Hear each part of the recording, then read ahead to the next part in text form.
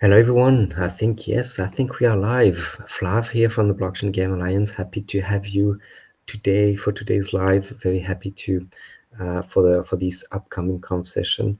Thank you for everyone for joining this live. We were thrilled to announce a few weeks back the launch of this partnership collaboration between BG and 4+Ventures, a leading ventures builder at the intersection of multiple verticals, which is AI, Web3, next generation technology, which kind of will be the topic of today's. For members, that means a lot of things. Game studio and infras can now apply for this exclusive relationship we have with 4+Ventures, and I will talk more about this. But it's also an opportunity to talk to the one who actually made that deal possible, who is Zara Zamani, co-founder and CPTO from 4+Ventures. So I'm very happy to have you with us, Zara. If you can introduce yourself, obviously give a better definition that I did for 4+Ventures, and we will go into the conversation. If you have any questions in the chat, because it's a live chat, please let me know, and I will have a look at it and I will address the question to Zara. But Zara, again, super happy to have you in the live. And how are you? And could you introduce yourself? Thank you. I'm very happy to be here, and thanks for having me. Hi, everyone. I'm Zara. I'm a co-founder at 4+Ventures, and like you mentioned, 4+Ventures is a venture builder investment house. In the 4 comes from Web3, AI, next generation infrastructure technologies, and sustainability tech. And the plus comes from any complementary technology. So that's those are the areas that we are mainly investing in, and quite active in those areas. We are Nordic, based in Sweden, and we have a great love for gaming, and we are quite interested in this initiative that we launched with BGA, and looking forward to see great fruits out of it. Yeah, and as a context as well, I think it's not a new relationship as well. Like we were very fortunate to work together with Zara, but also the team behind Lucky Cat Studio. So it's another separated ventures we're having with them and with the team at Lucky Cat as well. But what we're trying to build through these 4+Ventures BJ is really something we're proud of, and would love to get into kind of the genesis of the venture that you have. If I can start with maybe the first question, and as I said, if in the audience you have any questions, I know that we have a few members on live. 4+Ventures, there, as I said, you invest heavily across the Web3 ecosystem, specific focus on games, creator, network economy. So considering this conviction that you have that the tools we are building are for the next generation, who are already digital native, I think like we are all into this ecosystem because we feel like it's the next step that our children will experience and already experiencing in their day-to-day facing and playing with video games, and they truly understand already digital ownership.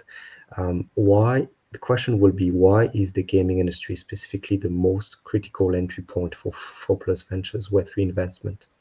Yeah, absolutely. It's a very great point that you touch on, that our children, we see how our children are engaged with gaming.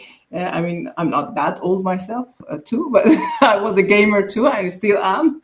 But for us at 4+Ventures, gaming goes far beyond entertainment. It's the infrastructure of digital life. That's how we like to look at gaming. We often say we invest in what in 10 years from now others will wish they would have invested in. So, and gaming fits that very, very perfectly. So as our lives become more and more digital, experiences are naturally becoming more gamified.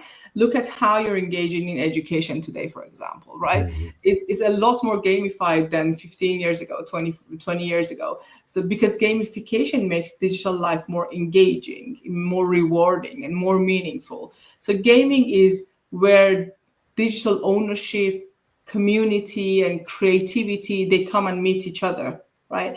And gamers, because of that, we see gamers as the most Web3 ready audience, because they understand value, they understand scarcity, they understand ownership in digital form already from years, right? So many of our investments start in gaming. It's really important to know that many of our investments start in gaming, but they don't necessarily stay as the play or purely entertainment gaming applications.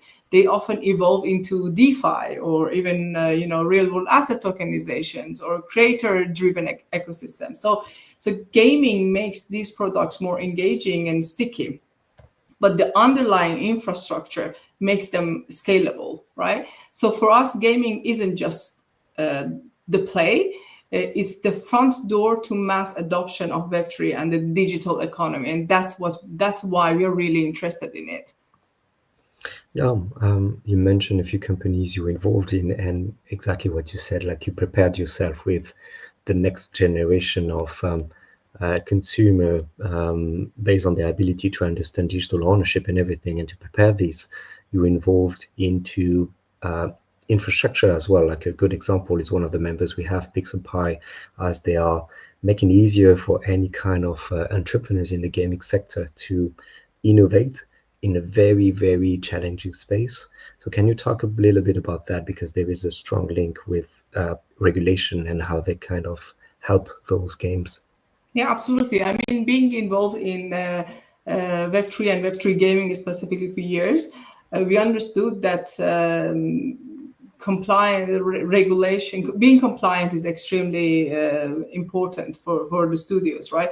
And when we're talking about mass adoption and the amount of user acquisition you can have in a Web3 gaming, the level of compliance is different, and also the audience you face with, basically the gamers, are also quite behave differently when it comes to compliance. So it's extremely important to be ready for this new economy system, Web3 based economy system that is coming.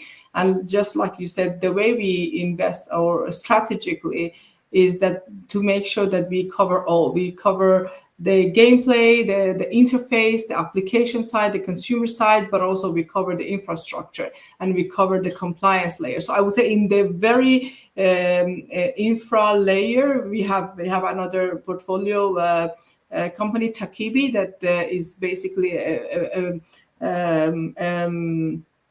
what do we call it? A joint effort between Lucky Cat and some of other portfolio companies of us.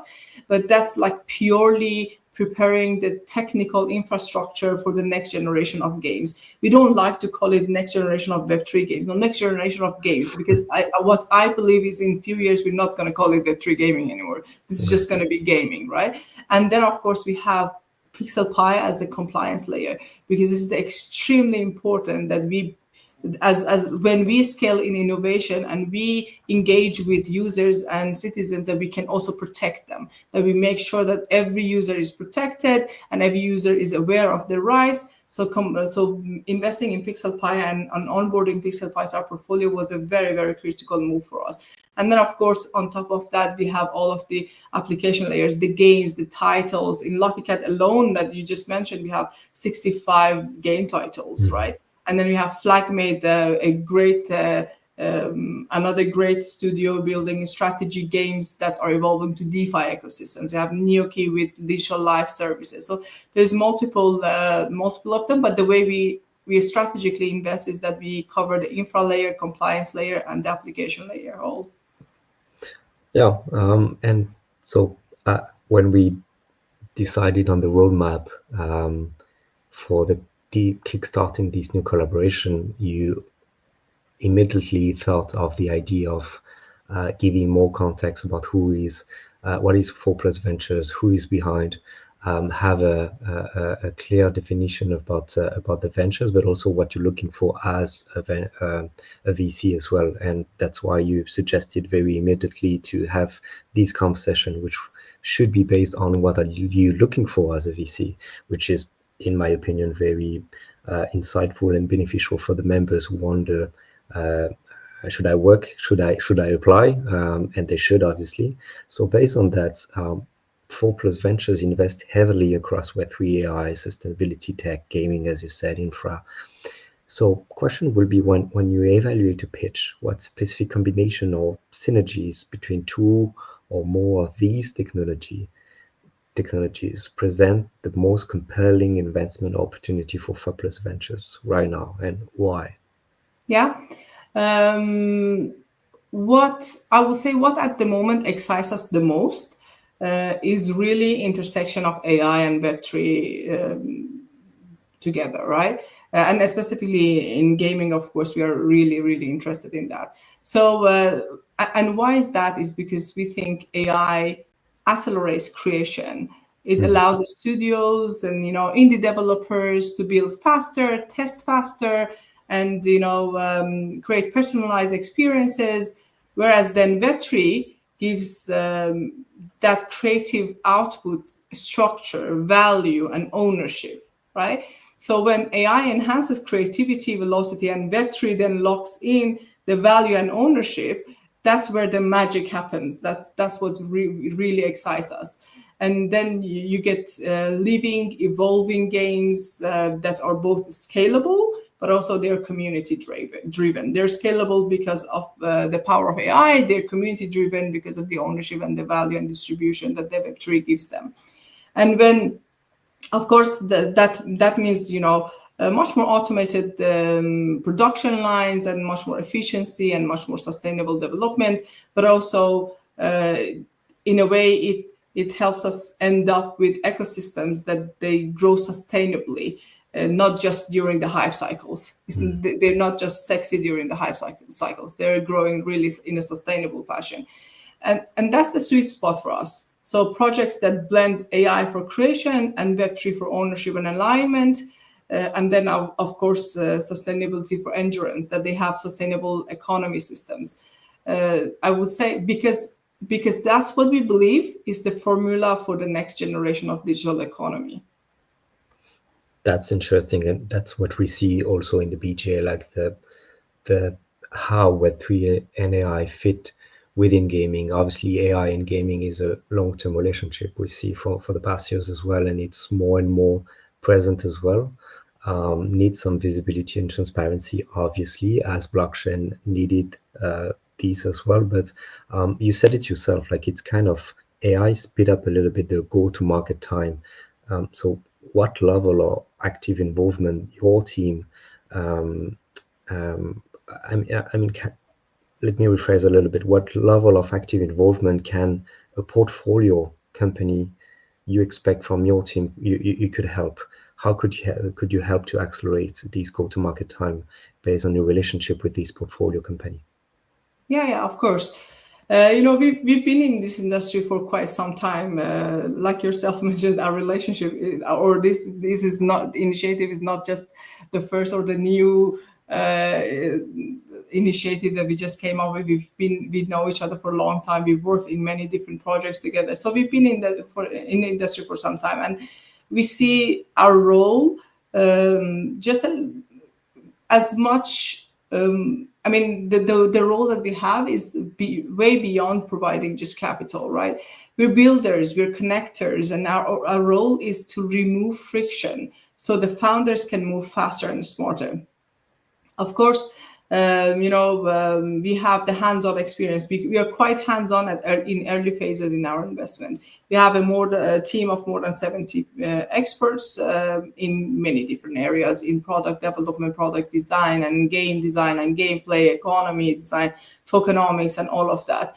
Go-to-market strategies, etc. So we are quite hands-on, and as soon as the product finds traction, or the company finds traction, then we step back and let the founders lead.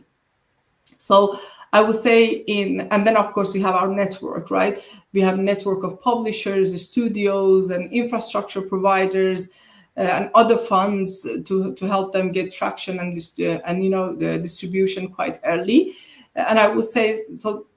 Yes, the AI tools and AI world shortens the build cycle, but what we really add is acceleration through clarity in direction, connections, experience, and we kind of turn that momentum into sustainable growth for the projects we invest in, basically. Do you think founders, like as you said, you've been in the space for quite some time, as we are in the blockchain space, and including AI as well. But what do you see? What kind of how do you see the space evolving in terms of from the perspective of meeting funders? Do you feel like they are now finally educating enough to understand how to properly um, uh, provide a value proposition based on their use of AI and blockchain technologies, or still like in a very um, shiny, I would say, industry where if you actually put AI or blockchain in your deck, you're going to be saved and you're going to be listened. Like, how do you see the space evolving? Yeah, well, thank God it's not like that anymore. Or at least it's getting better, right? Yeah, At it is. some point in time, it was. I agree. Yeah, yeah. But So, yeah. go ahead. Yeah, no, I agree. Like, obviously, that was kind of the thing we've seen. Like, we organize a lot of VC pitch sessions for the past years, and we see a kind of founders be a little bit more educating by the kind of project they want to build, and how to be credible when they're actually facing VCs. Blockchain was a very new technology, still a very new technology, AI as well, 3, 4 years ago. But the question was really, do you see some sort of improvement when you're actually facing those companies who try to sell the product, the services, and become your portfolio companies? Yeah, I absolutely see improvement.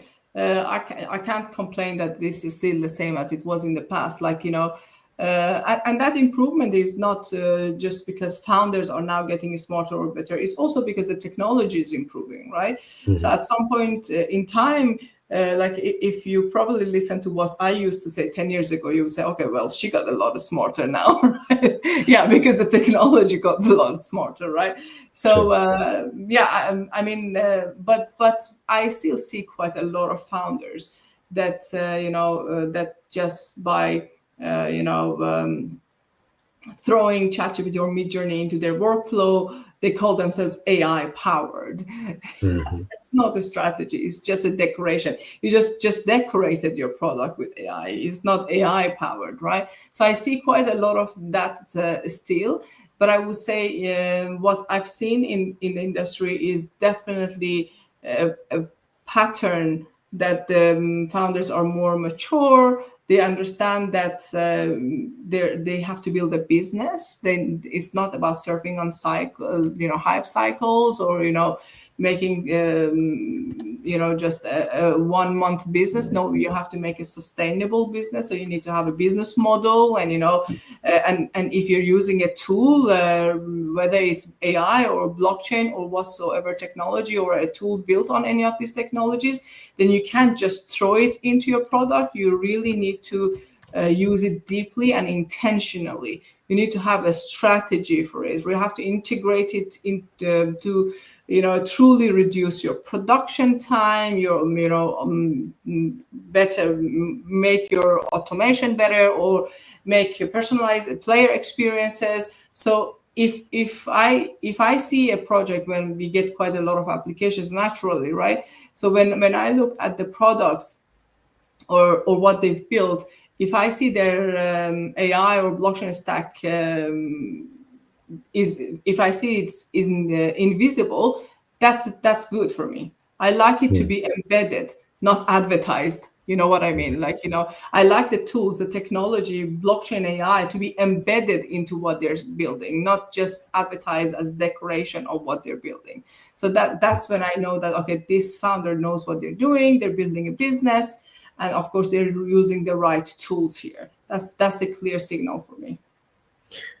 Love it. But based on what you just said, when we launch and we promote our state of the industry report, we release every year, the last one, but same for the other one, and we're going to see for the next one in 1 or 2 months. But the two biggest challenges we see in the industry according to the respondent, are compliance, and compliance, and forgot about the onboarding, obviously.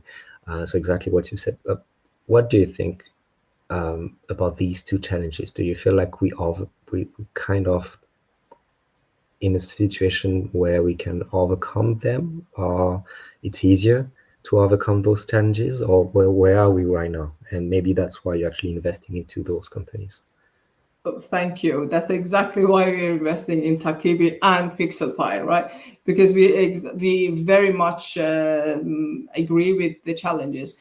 But I would say I'm really happy that the industry has matured enough to understand that these are the challenges. Because if you would go back 2 or 3 years ago, people were still talking about different types. They were still talking about wallets, and now it's a different type, a different understanding. They understand that the challenges are, basically not talking a language that people don't understand, make onboarding much easier and much smoother, and also make sure that people feel protected. People don't think that they're engaging in something that they don't understand how to treat it legally, and in compliance perspective. So yes, I would say that those are still some of the biggest challenges. But do we have enough tech stack or enough knowledge in the industry today to overcome them? Yes, I absolutely think we do. I think we have, and we have a really good conversation now with regulators in terms of compliance. And as alliances like BJ itself is really growing these conversations. We are, for example, in Sweden, quite heavily involved in discussions with regulators, and we are on the board of Blockchain Sweden, who constantly has talks with the government and regulators. And so yes, I would say we have the knowledge and understanding and the tech stack of how to build it, but it's also not something that we can do alone. So when we say, when in 4+Ventures, we say that we invested in PixelPie and Takibi is going to solve the problems of onboarding, and PixelPie the problems of compliance. It's impossible for PixelPie alone or Takibi alone to fix this, right? Because this takes a whole ecosystem. And and that's why it's important for us to invest in the right project, that we together build that ecosystem that can create a synergy to pull up the whole industry. And also, I mean, this needs a collective effort. So it doesn't matter even if you have the best company ever building the best onboarding solution. Web3 is a lot about collaboration and not competition. So we still need other players to hold hands with us and do it together.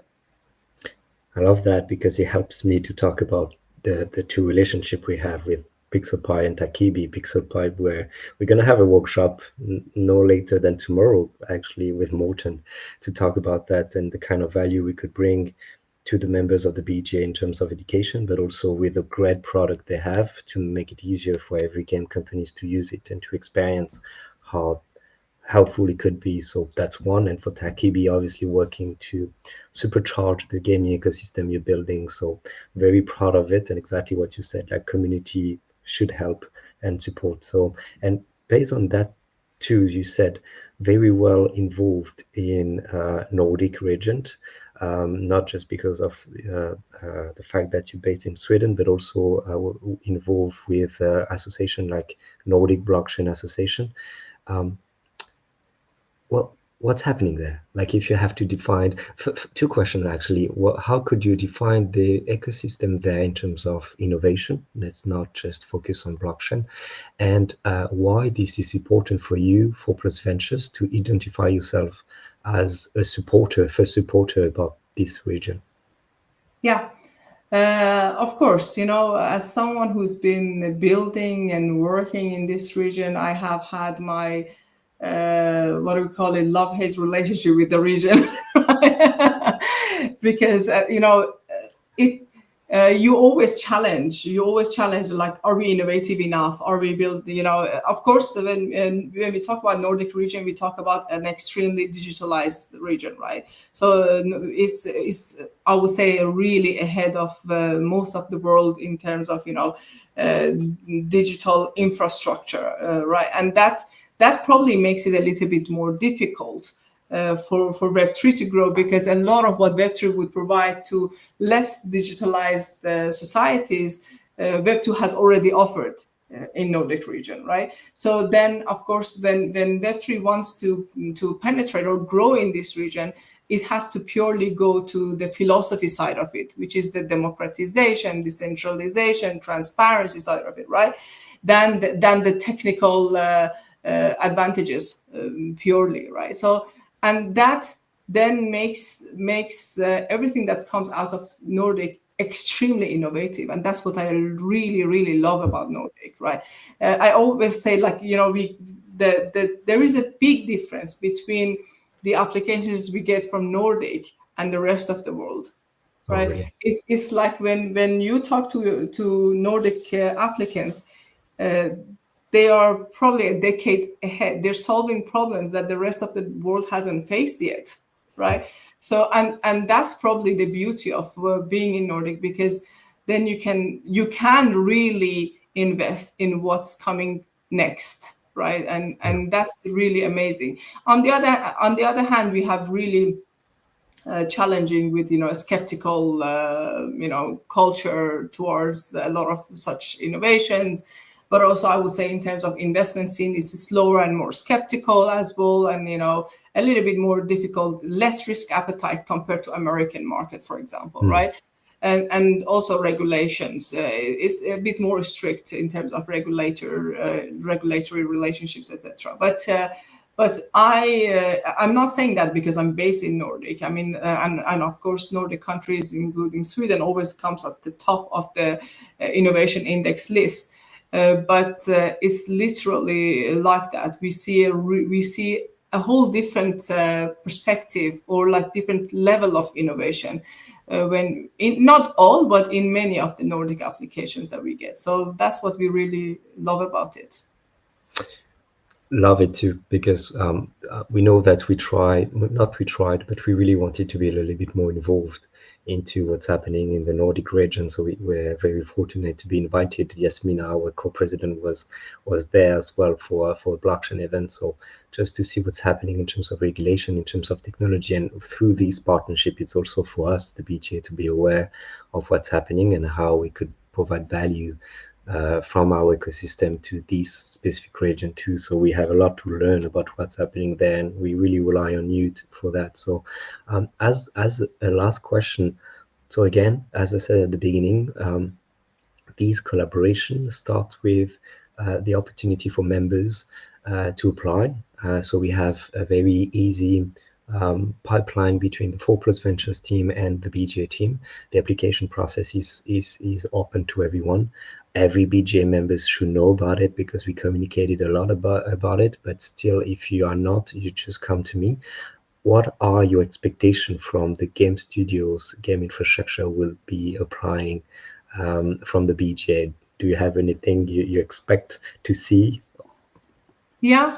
Well, when we look into the teams, of course, or the projects or the companies we invest in, um, we get a lot of questions. What is your due diligence process? What do you look for when it comes to investment? What kind of companies you're interested in? Of course, uh, I mean, we have a whole assessment team, of course, and we go through all of the things by the book. We look into your the product that you're building, the scalability of it, business model of it, the sustainability of the economy of it, your community. But to be honest, I personally am so interested in the founders, right? Do they know what they're doing, and do they have the capacity of taking the risks, and do they have the resilience? Because when you as a founder, and the great thing about 4+Ventures is all the three co-founders have been serial entrepreneurs, right? So and we have failed a lot and we have been very resilient. We have been broke, and then we made money. We had good exits. We had successful exits. So we've done it all, right? We've been in the dirty side of it. We've been on the ugly side of it, on the pretty and beauty of it as well. So it's extremely important to see founders who have a vision, who are focused and go-getters, and of course that they have a big vision and a scalable, they're building scalable products. So because what we are building is, I always say, that is the backbone of the future economy. So every investment that we do is quite a strategic. We look at it like, does this component add anything to this backbone of the future economy that we're building, right? Can it provide and it should be scalable beyond gaming, right? And that's how we look at it. And also, of course, since we have quite a big portfolio in gaming, I think the great thing about it is that immediate synergy that brings to any other gaming studio, right? And are they collaborative enough? Because it's extremely important for them to be collaborative, to be able to create value, right? To be creative and come up with values out of these synergies. So I think that's really important for us.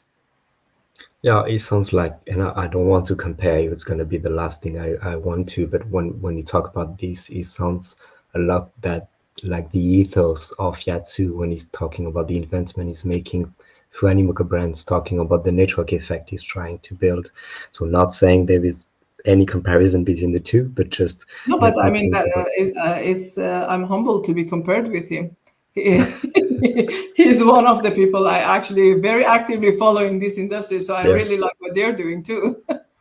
Yeah, for sure. Yeah, okay. So I'm pleased you like it. I mean, thanks a lot, Zara, for your time. I really appreciate that. It was the purpose of everything is to kickstart this relationship we already have with the team, but just to make it more official. So the BGA is at ease with the kind of things and activities we're going to do together. Again, it's a long-term relationship we're very happy with and planning for the future. So thanks for taking the time to respond to the questions, and we'll see you very soon with the team. Sure. Thanks again Thank for you for coming. having me, and I'm very excited to see BGA members joining us.